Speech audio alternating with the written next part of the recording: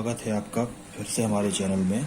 और आज हम लोग बात करने वाले हैं संख्या पद्धति और संख्याओं के बारे में। तो पहले तो समझ लेते हैं कि मैथ में अंक कौन कौन से होते हैं। बात करते हैं अंक।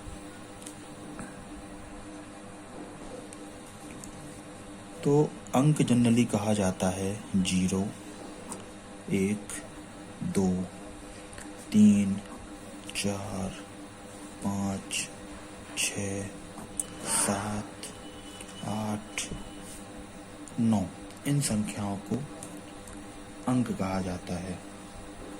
और इस हमारी संख्याओं को दाशमिक प्रणाली भी कहते हैं। दाशमिक प्रणाली भी कहा जाता है। अंक गणित में सभी संख्याएं इन्हीं अंकों से बनती है। अंक गणित में जितनी संख्याओं का प्रयोग होता है वो सभी इन्हीं अंकों के द्वारा बनाई जाती हैं। अब इसके बाद बात करते हैं प्राकृत संख्या की। प्राकृत संख्या तो गिनती की संख्या को गिनती की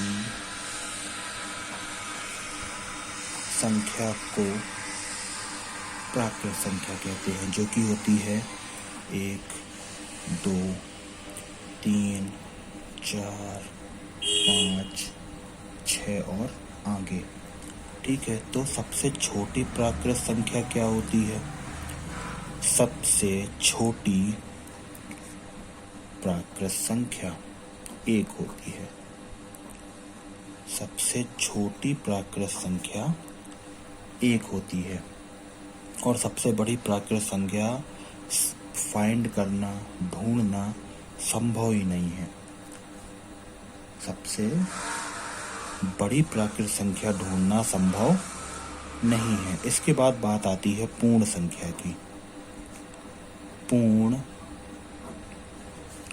संख्या तो इसी गिनती करने वाली संख्याओं में जब हम 0 को शामिल कर लेते हैं या 0 को शामिल कर लेते हैं तो इस संख्या को पूर्ण संख्या कहा जाता है। तो पूर्ण संख्याएं कुछ इस प्रकार होती हैं: 0, 1, 2, 3, 4, 5, 6, 7, 8, 9 और इसी तरीके से। तो सबसे छोटी पूर्ण संख्या जो होती है, सबसे छोटी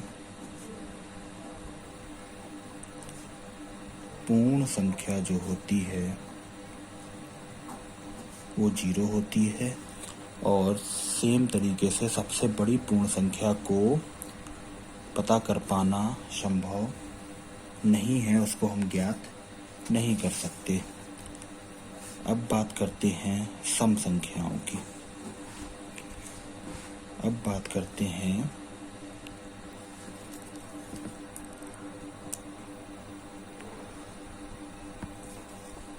सम संख्याओं की। तो सम संख्याएं क्या होती हैं? तो ऐसी संख्याएं जो 2 से पूर्णतः विभाजित होती हैं, पूरी तरीके से 2 से कट जाती हैं, उनको सम संख्याएं कहा जाता है। जैसे 2, 4, 6, 8, 10, 12, 14, 16, 18, 20 और इसी तरीके की सभी संख्याएं सम संख्याएं कहलाती हैं। आगे हम लोग बात करते हैं विषम संख्याएं। विषम संख्याएं तो ऐसी संख्याएं जो 2 से विभाजित नहीं होती हैं, जो 2 से विभाजित नहीं होती हैं, विषम संख्याएं कहलाती हैं। जैसे 1, 3, 5, 7, 9, 10, 12, 14। तो इस तरीके की संख्याओं को विषम संख्याएं कहा जाता है। ठीक है। अगली संख्या जो होती है वो कहलाती है भाज्य संख्या। भाज्य संख्या या इसको संयुक्त संख्या या यौगिक संख्या भी कहते हैं। इसको संयुक्त संख्या या यौगिक संख्या भी कहा जाता है। तो ये संख्याएं वो होती हैं, ऐसी प्राकृत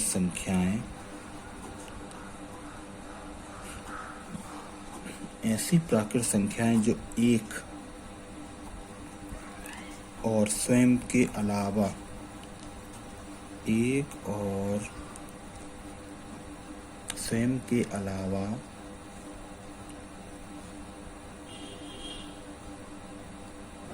अन्य संख्याओं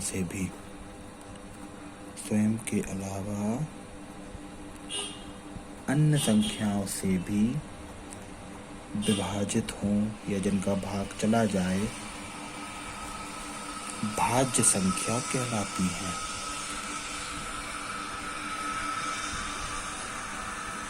भाज्य संख्या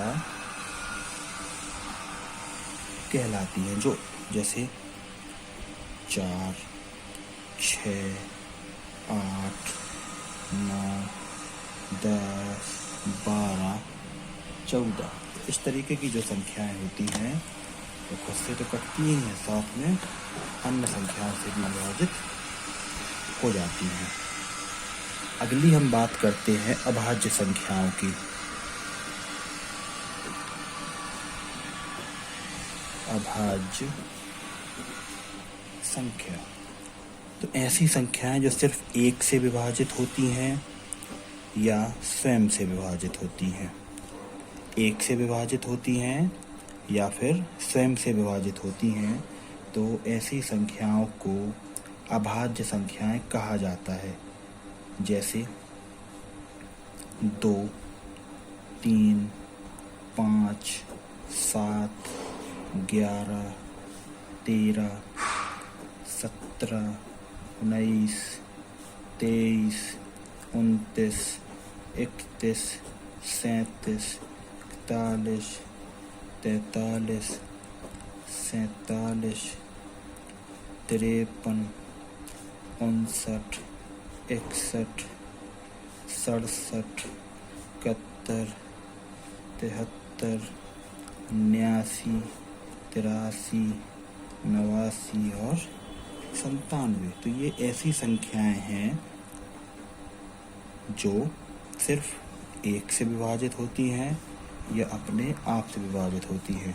तो हम कह सकते हैं 1 से 100 के बीच में 25 अभाज्य संख्याएं हैं। 25 अभाज्य संख्याएं हैं।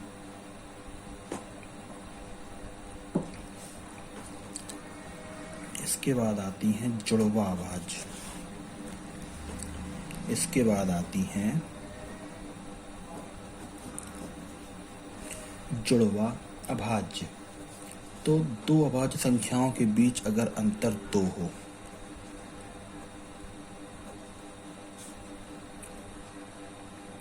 दो अभाज्य संख्याओं के बीच अंतर 2 हो तो वे जुड़वा अभाज्य संख्याएं कहलाती हैं। जैसे 3, 5, 5, 7, 11, 13, 17, 19, 29, 31, 41, 43, 65, 61, 71 और 73। तो ये वे संख्याएं हैं जिनके बीच 2 का अंतर है। अब बात करते हैं सह अभाज्य सह अभाज्य या असहभाज्य। असहभाज्य जिन दो प्राकृत संख्याओं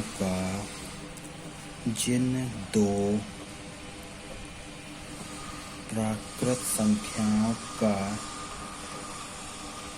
महत्तम समापवर्तक महत्तम समापवर्तक एक हो, वे सहअभाज्य कहलाती हैं। जैसे 4 और 5, 5 और 7, 4, 9, 12, 13, 1, 5। ठीक है, अब कुछ इम्पोर्टेंट फैक्ट्स की बात कर लेते हैं। प्रत्येक जुड़वा अभाज्य संख्या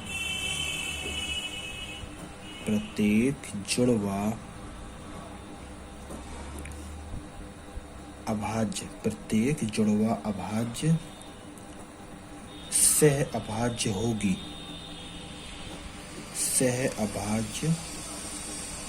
लेकिन जुड़वा अभाज्य तो सहअभाज्य होगी, लेकिन प्रत्येक सहअभाज्य जुड़वा नहीं होगी। सहअभाज्य जुड़वा नहीं होगी। ठीक है,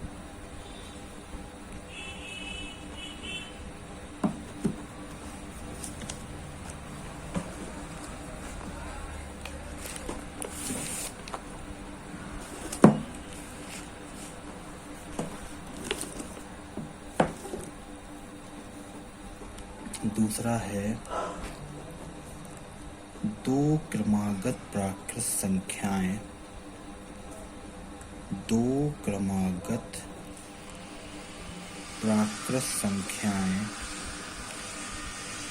सहअभाज्य होती हैं।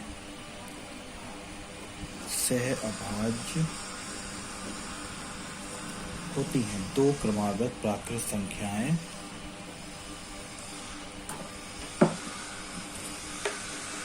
सहअभाज्य होती हैं।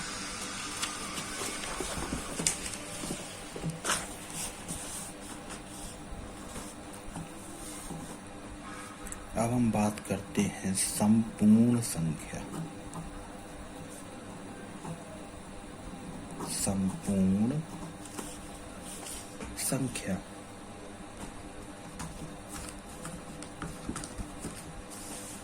तो वैसी प्राकृत संख्या जिसके सभी अपवर्तकों का योग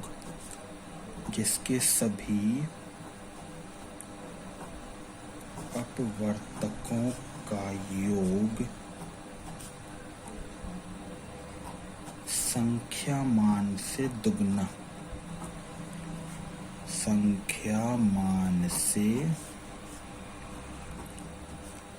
दुगना हो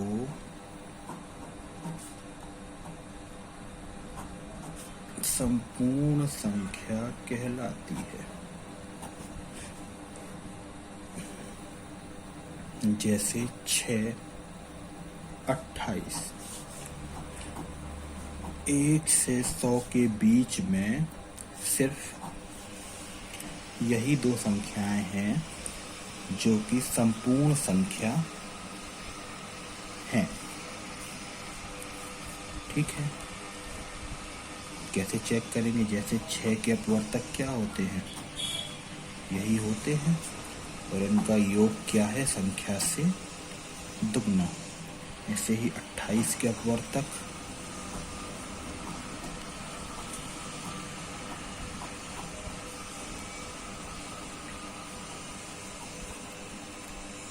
इसका दुगना क्या है? ये है।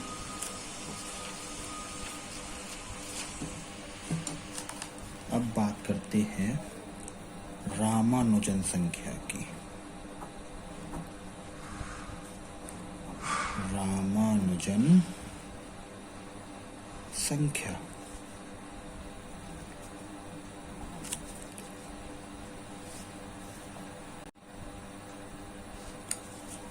तो अब हम लोग बात करते हैं रामानुजन संख्या की कि रामानुजन संख्या क्या होती है। तो 1729 1729 को रामानुजन संख्या कहा जाता है। ठीक है, अब क्यों? तो वैसी लघुत्तम प्राकृत संख्या, वैसी लघुत्तम प्राकृत संख्या जिसे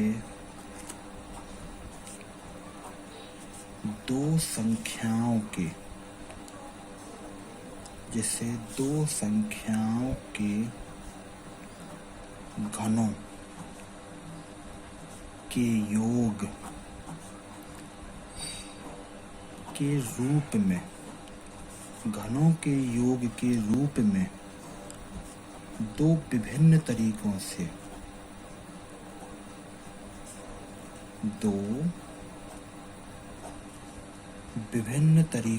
लिखा जा सके, दो विभिन्न तरीकों से लिखा जा सके। तो वैसी लघुत्तम प्राकृत संख्या जिसे दो संख्याओं के घनों के योग के रूप में दो विभिन्न तरीकों से लिखा जा सके रामानुजन संख्या कहलाती है। अब कैसे लिखा जा सकता है इसको? तो 1729 को हम लिख सकते हैं 10 की घात 3 प्लस 9 की घात 3, 12 की घात 3 प्लस 1 की घात 3। तो इसको इस तरीके से हम लिख सकते हैं। अब हम लोग बात करते हैं परिमेय संख्या की। परिमेय संख्या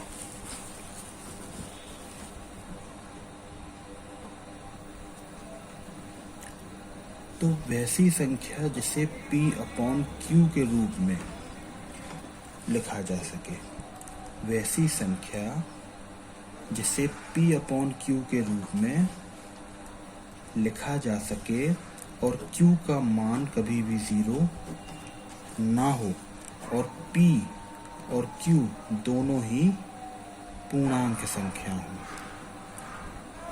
दोनों ही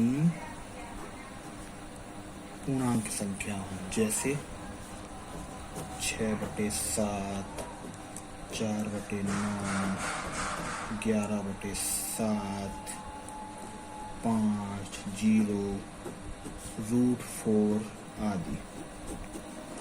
इस तरीके से जो संख्याएं लिखी जा सकती हैं उसको परिमेय संख्या कहते हैं।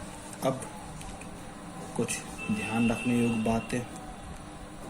प्रत्येक प्राकृत संख्या, प्रत्येक प्राकृत संख्या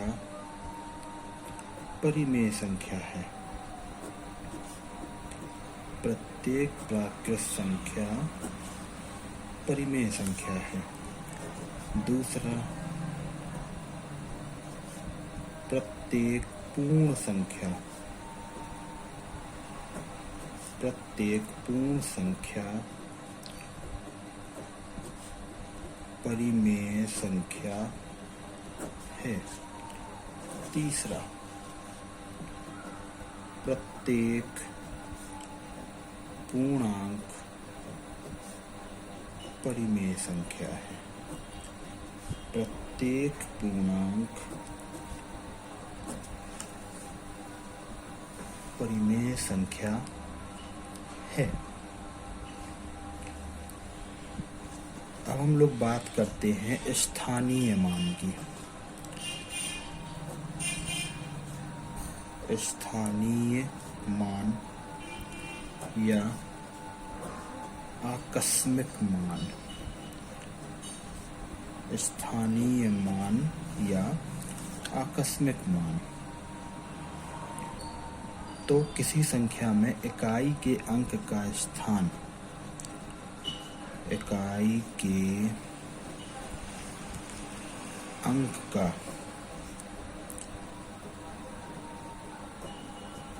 स्थानीय मान वो इकाई संख्या होती है या इकाई अंक होता है। किसी संख्या में इकाई के अंक का स्थानीय मान वो इकाई अंक होता है। दहाई के अंक का स्थानीय मान 10 गुणे दहाई अंक होता है। 10 गुणे दहाई अंक होता है। और सैकड़े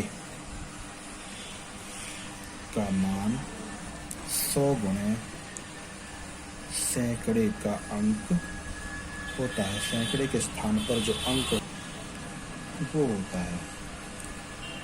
तो इकाई के अंक का स्थानीय मान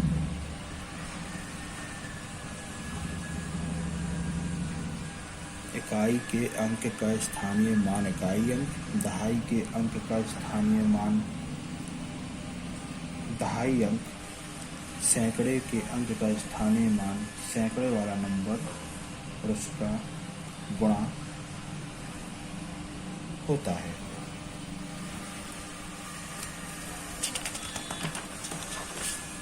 अब इसके बाद बात करते हैं जातीय मान की।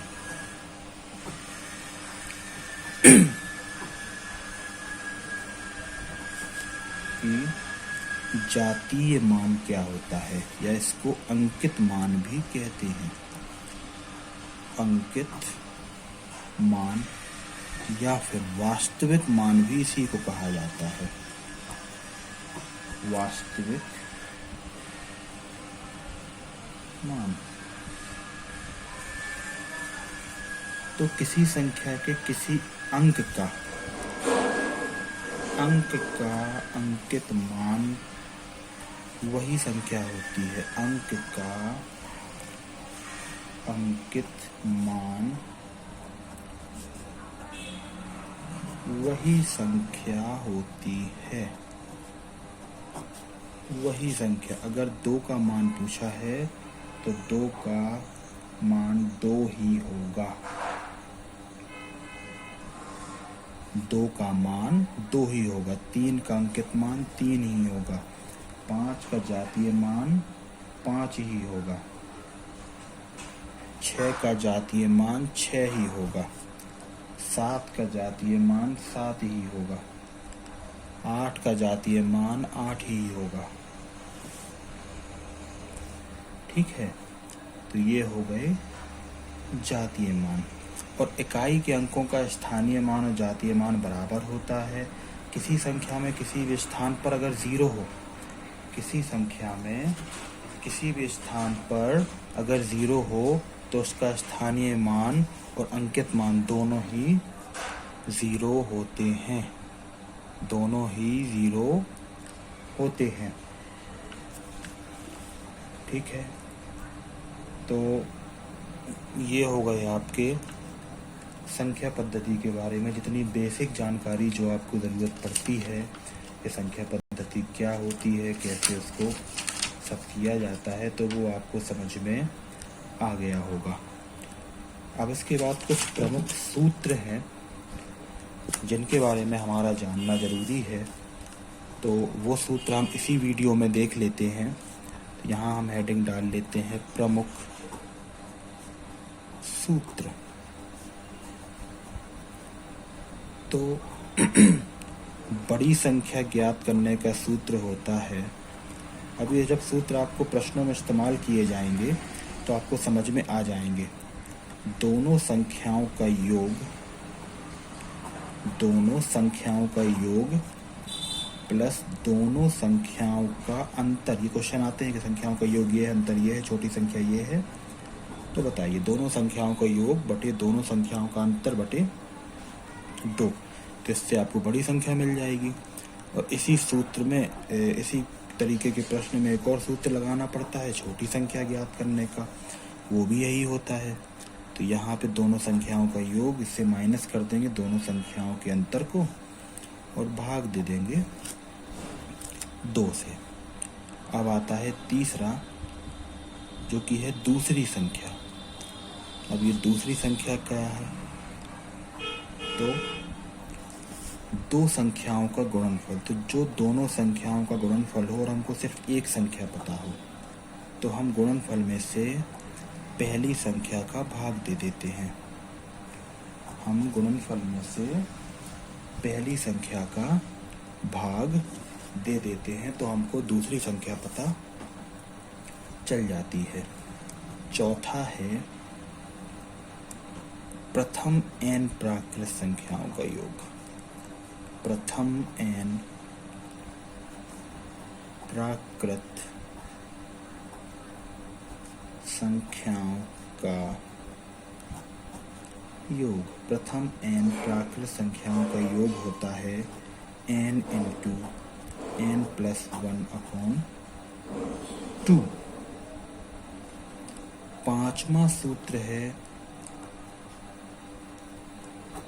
प्रथम n पूर्ण संख्याओं का।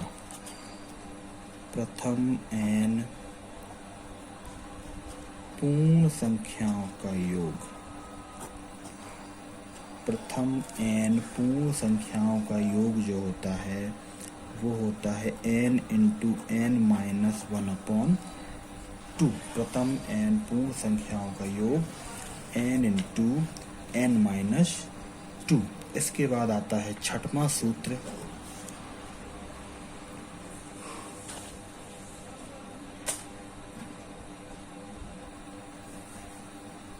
छठवां सूत्र है प्रथम n सम संख्याओं का योग। प्रथम n सम संख्याओं का योग, जो कि होता है n इंटू n प्लस 1। सातवां फॉर्मूला है प्रथम n विषम संख्याओं का योग। तो विषम संख्याओं को बस n स्क्वायर कर देंगे हम, तो ये निकल आएगा। आठवां फॉर्मूला है बड़ी संख्या से छोटी संख्या निकालनी और एक संख्या पता है हमको, तो संख्याओं के योग में से वो संख्या घटा देंगे। संख्याओं के योग में से जो संख्या हमको पता है उस संख्या को हम कर देंगे माइनस। इसी तरीके से छोटी संख्या भी निकाल सकते हैं। छोटी संख्या कैसे निकालेंगे? बड़ी संख्या जो रहेगी उसमें से दोनों संख्याओं के अंतर को घटा देंगे। क्या करेंगे?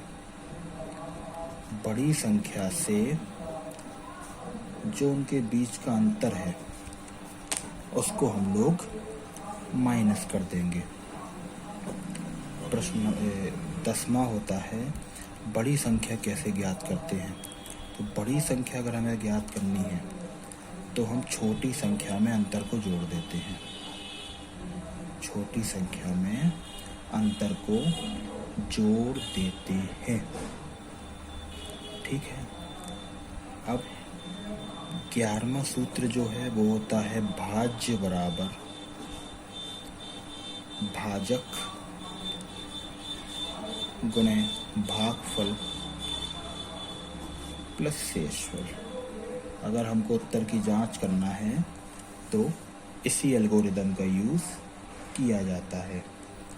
ठीक है। तो ये हैं कुछ महत्वपूर्ण फॉर्मूलाज जो आपको संख्या और संख्या पद्धति से संबंधित प्रश्नों को सॉल्व करने के लिए ज़रूरत पड़ेगी। तो ये वीडियो था आपका संख्या पद्धति के बारे में, और अगले वीडियो में आपको इनसे संबंधित प्रश्नोत्तर कराए जाएंगे। तो कृपया हमारे साथ जुड़े रहें और अगले वीडियोस में आपको इनसे संबंधित प्रश्न कराए जाएंगे। तो मिलते हैं अगले वीडियो में। तब तक अगर वीडियो पसंद आया हो तो चैनल को सब्सक्राइब करें और वीडियो को शेयर करें, लाइक करें, और जितने लोगों को ज़रूरत है उन लोगों के पास भेजें ज़रूर। मत कीजिए सब्सक्राइब, आपको नहीं करना है, पर जो लोग ज़रूरत है, जो अफोर्ड नहीं कर सकते हैं, तो अगर ये चीज़ आपको सही लगी है तो उनको भेजिए। धन्यवाद।